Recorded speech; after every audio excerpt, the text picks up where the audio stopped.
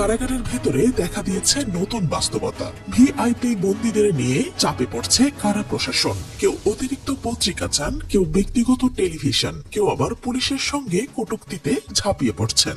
গোলাপ সেলের এক কক্ষে প্রথমে রাখা হয়েছিল শিল্প বাণিজ্য উপদেষ্টা সালমান এফ রহমান, সাবেক বাণিজ্য মন্ত্রী ওমর ফারুক খান ও খাদ্যমন্ত্রী আব্দুর রাজ্জাককে। কিন্তু সালমান এফ রহমান বারবার অতিরিক্ত সেবা দাবি ও ফোনে কথা বলতে গিয়ে ধরা পড়ায় সহবন্দীরা অনুরোধ করেন তাকে সরানোর জন্য। শেষমেশ তাকে অন্যত্র পাঠানো হয় এবং টিভি যাওয়ার আবেদনও সাফ খারিজ করা হয়।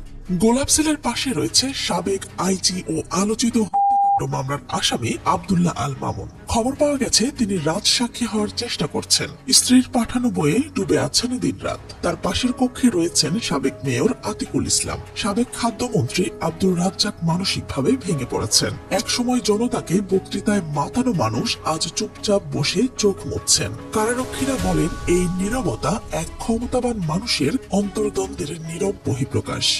আদালতে নিয়ে যাওয়া হলে সাবেক নৌমন্ত্রী শাহজাহান খান হাতকড়া পড়তে অস্বীকার করেন, পুলিশকে গালাগাল করেন, রাজাকারের বাচ্চা বলেও অপমান করেন বলে অভিযোগ।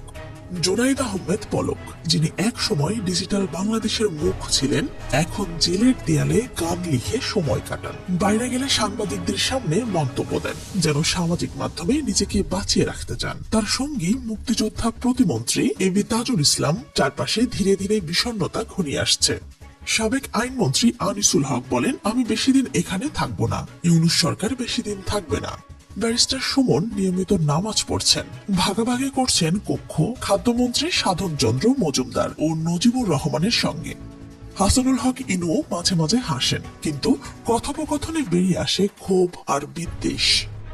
ডক্টর দীপমণি তসবিতে ডুবে যান, যেন আত্মসমীক্ষায় হারিয়ে গেছেন। ডিএমপির বরখাস্ত ডিসি মশিউর রহমান এখন সাধারণ হাজতীদের বোর্ড শিক্ষক। ইংরেজি শেখান, হয়তো নতুন পরিচয় খুঁজছেন নিজের জন্য।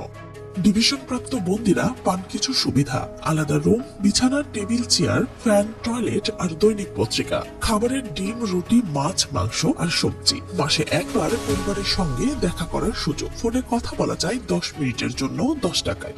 যারা একসময় দেশ চালাতেন তাদের এই পরিণতি নিছক রাজনৈতিক পরাজয় নয়, এ যেন জীবনের কাছে হিসেব চাওয়ার অদৃশ্য হাত।